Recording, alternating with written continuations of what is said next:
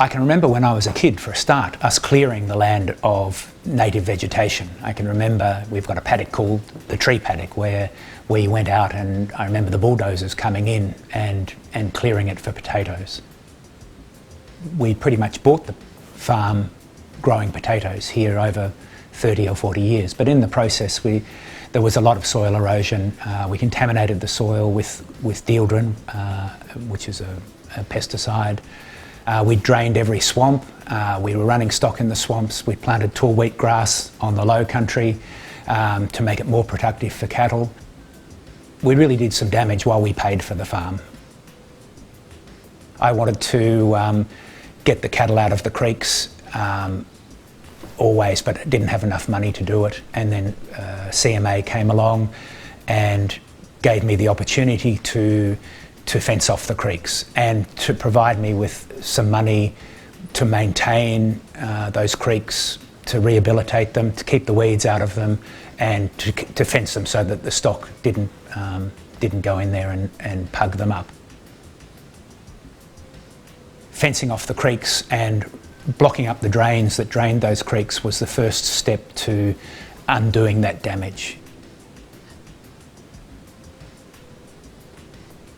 At the beginning of the project, CMA staff came out and identified not only the bits of land that were environmentally significant, but also helped me decipher what were weeds, what were indigenous plants, in fact what were indigenous animals here and what weren't. Just gave me that advice of what I might plant there and what needed to come out and all that sort of stuff. For CMA, every year I document the work that I do, and around the farm I have 10 photo points, which are just little galvanised iron brackets that are tied to nailed to fence posts. I come along with this camera, I sit the camera on the bracket and just take a photo and email those photos off to Corangamite CMA every year, and they keep a record in photo form of the progress of the rehabilitation. We are starting to see birds and things coming back into the district that I hadn't seen since I was a kid. I don't think I saw a blue-tongued lizard on this farm for 25 years. Now I could show you plenty. What have I gained from my involvement? I have gained an interest in everything around this place, from its Aboriginal history through to what might happen to this sort of area in the future. So it's given me an interest in the land. I've come to the thought that it's my place to look after, not my place to own so much. And this is probably, in one shot, the reason why getting the cattle out of the creek is worthwhile.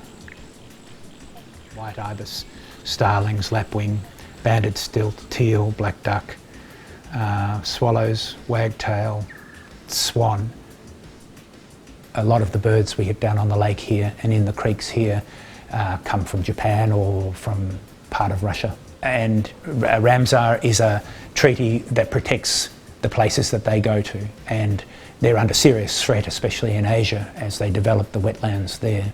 It is important to me that it's a Ramsar site because it gives some gravity to the things that I'm doing, that there are other people out there who know the importance of this. And just from a silly little point of view, I like the idea that I'm keeping a place for the birds to arrive every year, in some sort of order for them. And if you're looking for some meaning in your life, looking after a place for the birds, the migratory birds to come, is about as good as I can get. I might be a failure at a million other things, but gee, I kept the place for those birds to arrive, That's all.